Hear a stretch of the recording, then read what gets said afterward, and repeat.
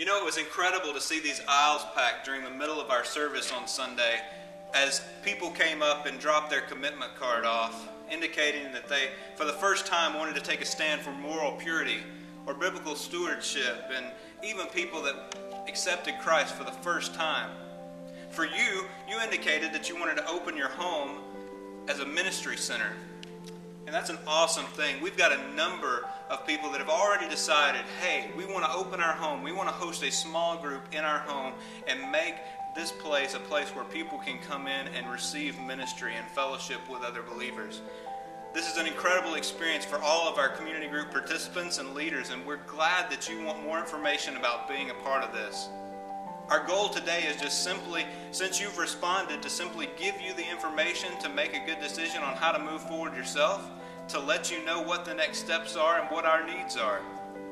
We have an awesome opportunity in October as Brady's going to go through a series called 1 Month to Live. And 1 Month to Live basically asks that question, what would you do? How would your life change if you found out that you only had 1 month to live? Now for me, I know my life would change if I got a prognosis that I only had 1 month left to live. And honestly, a lot of the changes that I'd make, I could probably make now in my life. And it basically, this series is going to ask us these questions. You know, if you only had 30 days to live and you say, I would spend more time with my family, and I would spend more time away from work and at home, and I would spend more time with God, and I would spend more time serving other people. The question is, why don't we start doing that now? The idea is life would be better if we actually lived in our relationship life and in our life with God as if we only had 30 days to live. And so the best place to actually flesh a lot of this stuff out in 1 month to live is in a group.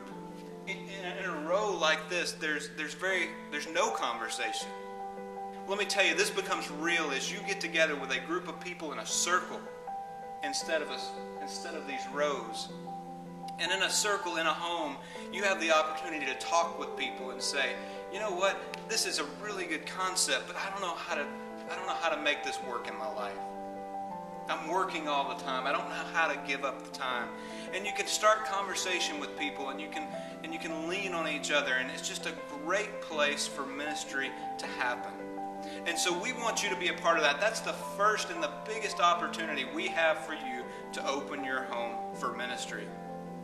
If this is something that you would like to do, a community group is a group of 6 to 12 people or 3 to 6 couples that meet in a home on a weekly basis for fellowship and accountability. And we want to tell you more about what that really looks like. At the bottom of this blog post, you'll see a link that's called Start a Group. And so what this will basically do is give you all the details and answer some frequently asked questions on what it's like to start a group.